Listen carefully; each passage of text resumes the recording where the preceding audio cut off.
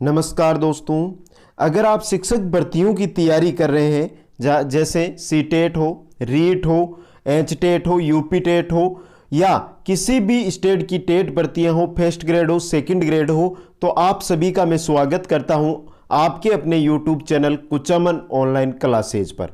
दोस्तों, आज के इस वीडियो के अंदर हम देखेंगे व्यक्तित्व पर्सनैलिटी से संबंधित महत्वपूर्ण 40 प्रश्न। दोस्तों, अगर ये 40 क्वेश्चन आपने देख लिए तो इनसे बार आपको व्यक्तित्व से संबंधित कोई भी क्वेश्चन कभी भी एग्जाम में इनसे बार नहीं मिलेगा दोस्तों। तो एक बार आप अंत तक इस वीडियो को जरूर देखें दोस्तों, और दोस्तों वीडियो को लाइक और शेयर और नए साथी चैनल को जरूर सब्सक्राइब करें। चलते हैं पहले क्वेश्चन की ओर। पहला क्वेश्चन है दोस्तों, व्यक्तित्व एक व्यक्ति के व्यवहार, तरीकों, दृष्टिकोणों, क्षमताओं, योजनाओं और अभिरुचियों का विशिष्ट संगठन है। ये कथन है वैलेंटाइन का, वारेन का, आलपोर्ट का, मन का। एक बार फिर से पढ़ ले दोस्तों। व्यक्तित्व एक व्यक्ति के व्यवहार, तरीकों, दृष्टिकोणों, क्षमताओं, योजनाओं और अभिरुचियों का विशिष्टतम संगठन है। ये कथन किसका है दोस्तों? मन का है। ऑप्शन द आपका सही रहेगा। चलते हैं क्वेश्चन नंबर 2 की ओर। व्यक्तित्व के लिए अंग्रेजी शब्द पर्सनैलिटी है, जो लैटिन भाषा के शब्द से उत्पन्न हुआ है, जिसका अर्थ है मुकुटा। तो दोस्तों, जो पर्सनैलिटी शब्द है इसकी लैटिन भाषा के किस शब्द से उत्पत्ति हुई है? पर्सोन, पर्सोना, पर्सोनिया या पर्सनल? तो किससे हुई है? पर्सोना से। ऑप्शन ब है वो आपका यहां पर सही रहेगा दोस्तों। चलते हैं क्वेश्चन नंबर 3 की ओर। 3 नंबर क्वेश्चन है आपका, व्यक्तित्व के आत्मज्ञान सिद्धांत के प्रतिपादक है Sheldon, Goldstein, Maslow, Eric from. तो बात किसकी हो रही है? आत्मज्ञान सिद्धांत। आत्मज्ञान सिद्धांत के प्रतिपादक कौन है दोस्तों? मास्लो है। ऑप्शन स है वो आपका यहां पर सही रहेगा। चलते हैं क्वेश्चन नंबर 4 की ओर। वुडवर्थ ने व्यक्तित्व के शील गुणों की संख्या बताई है 10, 11, 15, 12। तो बात किसकी हो रही है? व्यक्तित्व की। अब बात हो रही है वुडवर्थ ने व्यक्तित्व के शील गुणों की संख्या कितनी बताई है? कितनी बताई है? 12 बताई है। ऑप्शन द आपका सही रहेगा। चलते हैं क्वेश्चन नंबर 5 की ओर। 5 नंबर का क्वेश्चन है दोस्तों, हिप्पोक्रेटस ने व्यक्तित्व का वर्गीकरण किस आधार पर किया? सामाजिकता के आधार पर, शारीरिक बनावट के आधार पर, संवेग के आधार पर, चिंतन एवं कल्पना शक्ति के आधार पर? तो बात हो रही है हिप्पोक्रेटस के अनुसार व्यक्तित्व वर्गीकरण की। तो हिप्पोक्रेटस ने जो व्यक्तित्व का वर्गीकरण किया था वो किया था संवेग के आधार पर। ऑप्शन है आपका सही रहेगा। चलते हैं क्वेश्चन नंबर 6 की ओर। 6 नंबर क्वेश्चन है दोस्तों, टर्मन ने किस आधार पर व्यक्तित्व का वर्गीकरण किया? सामाजिकता पर, बुद्धिलब्धि पर, शारीरिक बनावट पर या विचारशीलता पर? बात हो रही है टर्मन की। तो टर्मन ने व्यक्तित्व का जो वर्गीकरण किया था वो बुद्धिलब्धि के आधार पर किया था। किसके आधार पर? बुद्धिलब्धि के आधार पर किया था। चलते हैं 7 नंबर क्वेश्चन की ओर। 7 नंबर क्वेश्चन है आपका, व्यक्तित्व को उसकी सामाजिकता के आधार पर अंतर्मुखी, बहिर्मुखी एवं उभयमुखी वर्गों में विभाजित करने वाले मनोवैज्ञानिक है फ्राइड, जुंग, एडलर, ओलफोर्ड। तो बात किसकी हो रही है कि जो व्यक्तित्व है उसको सामाजिकता के आधार पर 3 भाग अंतर्मुखी, बहिर्मुखी और उभयमुखी में विभाजित करने वाले मनोवैज्ञानिक कौन है? तो कौन है दोस्तों? जुंग है। आपका ऑप्शन ब है वो यहां पर सही रहेगा दोस्तों। चलते हैं क्वेश्चन नंबर 8 की ओर। 8 नंबर क्वेश्चन है दोस्तों, थोरनडाइक ने व्यक्तित्व का वर्गीकरण किस आधार पर किया? बात हो रही है थोरनडाइक की। शील गुण, शारीरिक बनावट, जीवन लक्ष्य एवं उनकी पूर्ति हेतु प्रयत्न, कल्पना एवं विचार शक्ति। तो बात हो रही है थोरनडाइक की। तो थोरनडाइक ने व्यक्तित्व का जो वर्गीकरण किया था वो कल्पना एवं विचार शक्ति के आधार पर किया था। चलते हैं 9 नंबर क्वेश्चन की ओर। प्रकृति के आधार पर व्यक्तित्व का विभाजन किसने किया? बात हो रही है प्रकृति के आधार पर व्यक्तित्व विभाजन की। एडलर ने, आइजैक ने, विलियम जेम्स ने, कैटल ने। तो दोस्तों प्रकृति के आधार पर व्यक्तित्व का विभाजन किया था विलियम जेम्स ने। ऑप्शन है आपका यहाँ पर सही रहेगा दोस्तों। चलते हैं क्वेश्चन नंबर 10 की ओर। साक्षात्कार संक्षिप्त वार्तालाप द्वारा व्यक्ति को समझने की विधि है। साक्षात्कार संक्षिप्त वार्तालाप के द्वारा व्यक्ति को समझने की विधि है। व्यक्तित्व मापन की साक्षात्कार विधि के संबंध में यह कथन किसका है? गैरेट का, वुडवर्थ का, हॉटसन का या पोलेंस्की का? तो किसका है दोस्तों ये कथन? वुडवर्थ का। ऑप्शन ब है वो आपका यहाँ पर सही रहेगा। चलते हैं क्वेश्चन नंबर 11 की ओर।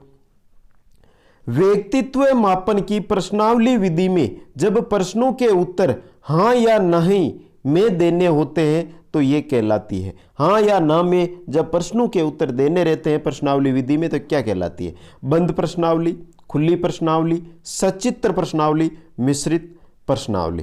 तो दोस्तों क्या कहलाती है? बंद प्रश्नावली कहलाती है। ऑप्शन ए आपका यहाँ पर क्या रहेगा? सही रहेगा दोस्तों। चलते हैं क्वेश्चन नंबर 12 की ओर। 12 नंबर क्वेश्चन है, किसके अनुसार व्यक्तित्व व्यक्ति के संगठित व्यवहार का संपूर्ण चित्र होता है? डेसिल, मन, ओलफोर्ड, ड्रेवर।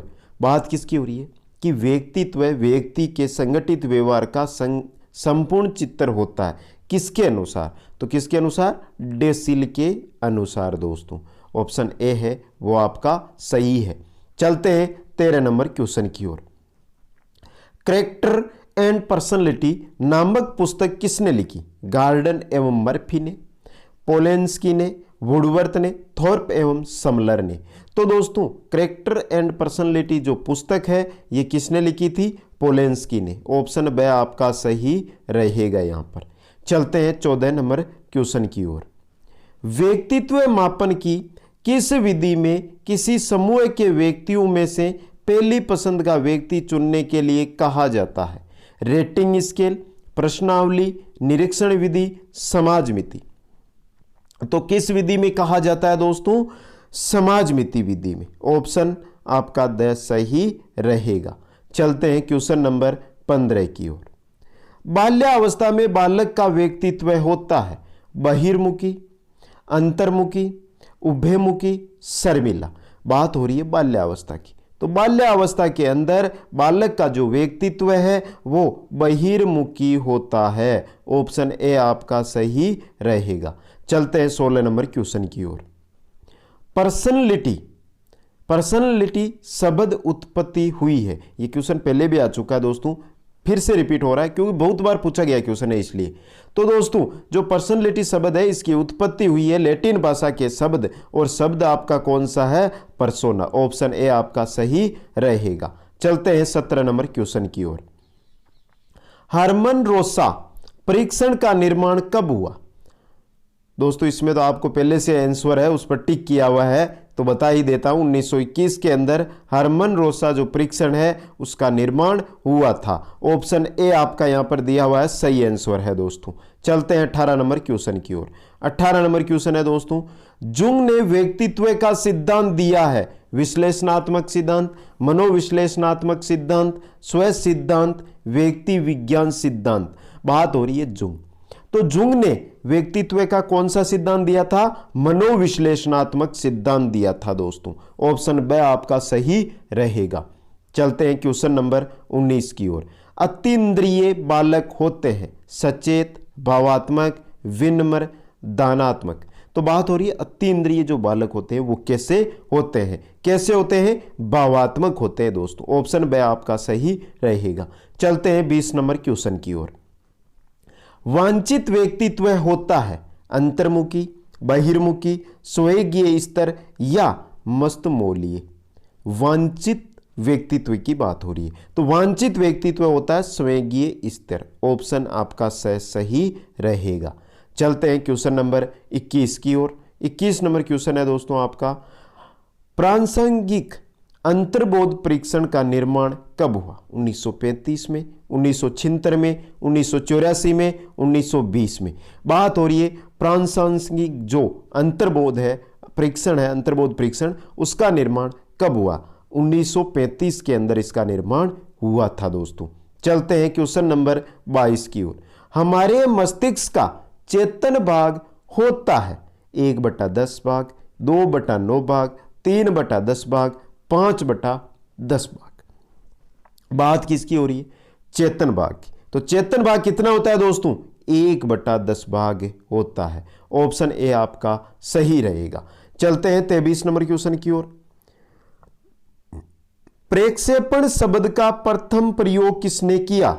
सलरप्रीति ने, जेम्स रद ने, फ्राइड ने, हिर्जबर्ग ने। बहुत अच्छा क्वेश्चन है दोस्तों। प्रेक्षेपण शब्द है, इसका सबसे पहले प्रयोग किया था दोस्तों किसने? फ्राइड ने। ऑप्शन से आपका सही रहेगा। चलते हैं 24 नंबर क्वेश्चन की ओर। समाजशास्त्री दृष्टिकोण से स्प्रेंगर ने व्यक्तित्व को कितने भागों में बांटा है? ऐसे क्वेश्चन है दोस्तों जो आपने कभी किसी बुक्स के अंदर पढ़े ही नहीं होंगे, तो ध्यान से देखिए दोस्तों हर एक क्वेश्चन को। स्प्रेंगर ने व्यक्तित्व को कितने भागों में समाजशास्त्री दृष्टिकोण से बांटा है? 5 भागों में। ऑप्शन ए आपका सही रहेगा। चलते हैं क्वेश्चन नंबर 25 की ओर। विचार शक्ति के आधार पर थोरनडाइक ने व्यक्तित्व को कितने भागों में बांटा? बहुत इंपॉर्टेंट क्वेश्चन है दोस्तों। बात हो रही है विचार शक्ति की। तो दोस्तों विचार शक्ति के आधार पर थोरनडाइक ने व्यक्तित्व को कितने भागों में बांटा था? 2 भागों में। ऑप्शन बी आपका यहां पर सही रहेगा दोस्तों। चलते हैं क्वेश्चन नंबर 26 की ओर। बाल संबोध परीक्षण में कारण होते हैं महिलाओं के, पुरुषों के, जानवरों के, ए व बी दोनों के। बात किसकी हो रही है? बाल संबोध परीक्षण के अंदर जो कार्ड होते हैं वो किनके होते हैं? जानवरों के होते हैं दोस्तों। ऑप्शन सी आपका सही रहेगा।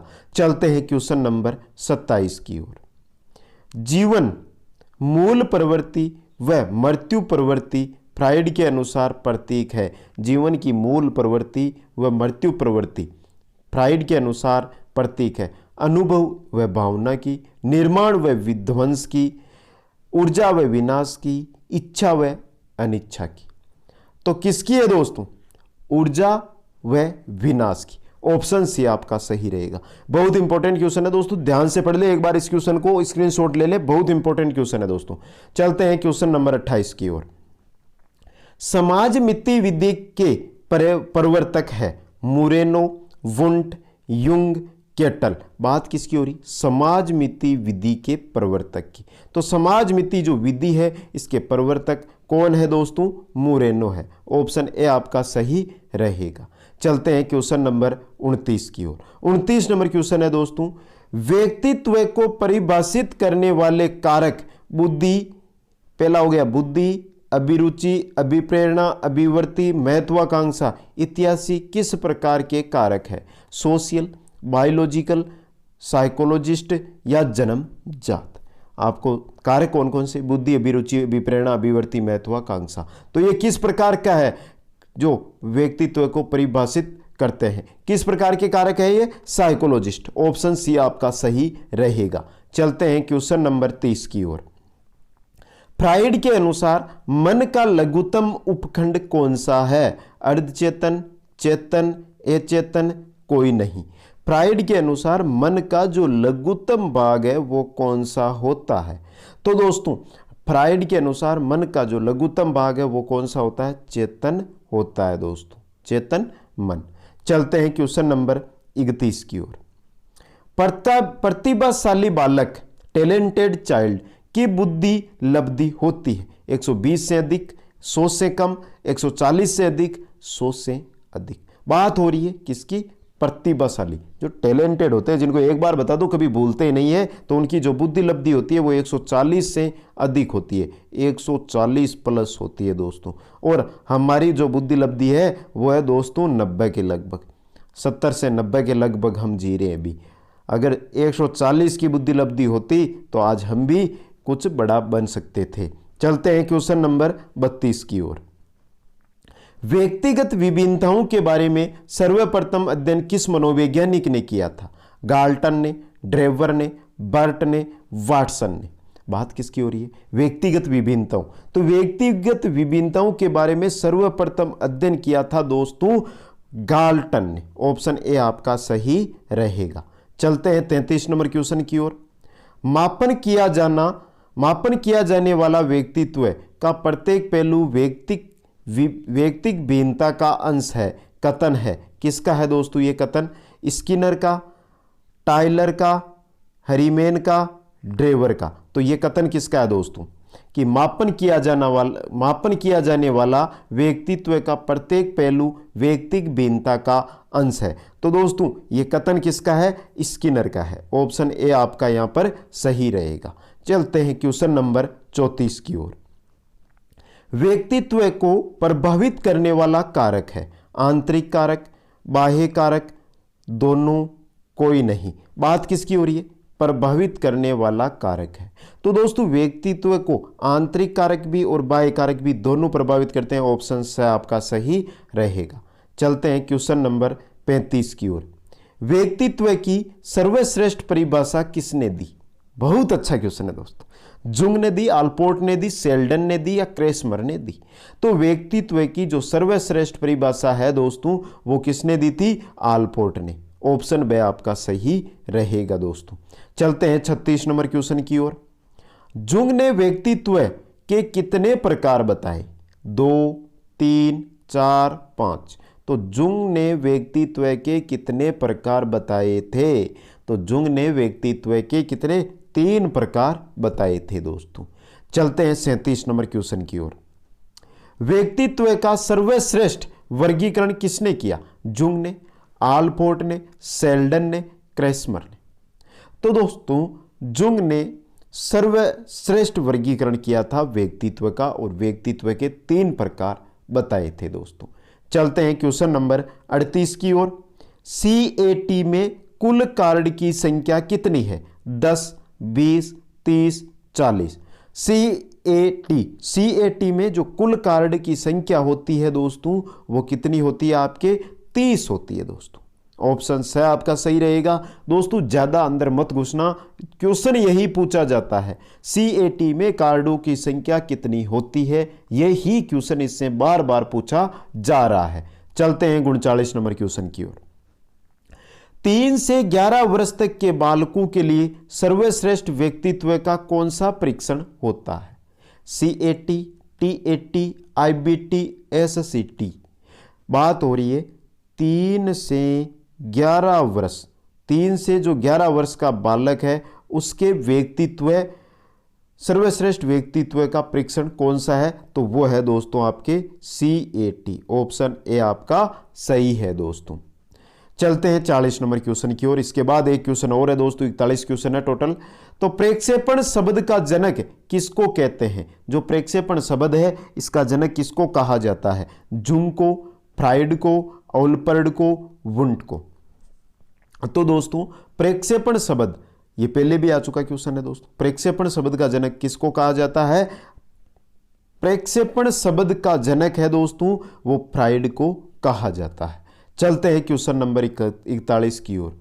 संज्ञानात्मक, क्रियात्मक, भावात्मक पक्ष पर जोर देने वाला व्यक्तित्व का सर्वश्रेष्ठ प्रशिक्षण कौन सा है? CAT, TAT, IBT, SCT।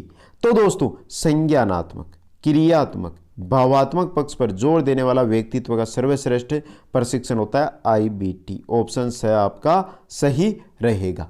तो दोस्तों ये थे व्यक्तित्व से संबंधित महत्वपूर्ण हमारे 41 क्वेश्चन। दोस्तों कमेंट करके जरूर बताना ये क्वेश्चन आपको कैसे लगे, और दोस्तों अगर पसंद आए हैं तो वीडियो को लाइक और शेयर जरूर कर दें। चाहे आप एक भर्ती का नाम बता देता हूं, चाहे आप किसी भी राज्य की जो 3rd ग्रेड भर्ती होती है जिसे हम टेट भर्ती के नाम से, जो हमारा एग्जाम होता है पहले, वो टेट या फिर 3rd ग्रेड भर्ती हो, जैसे यहाँ पर राजस्थान में रीट हो रही है, रीट हो, या यूपी टेट, एच टेट ये हो, या किसी भी राज्य की 1st grade 2nd grade exam हो, हेडमास्टर की एग्जाम हो, राज्य के अंदर सीटेट एग्जाम हो, DSS भी एग्जाम हो, या KVS स्कूल का एग्जाम हो, सभी के लिए इंपॉर्टेंट क्वेश्चन है। इनसे बार आप उठाकर देख लो प्रश्न, कोई सा भी प्रश्न कभी भी बाहर नहीं जाएगा। तो दोस्तों वीडियो को आप आसानी से देख सकते हो, एक बार फिर देखो दोस्तों, और शेयर करके चैनल का सपोर्ट करो। नए साथी चैनल को सब्सक्राइब करो, लाइक करके हमारा मनोबल बढ़ाओ। आप सभी को बहुत बहुत धन्यवाद। जय हिंद, जय भारत।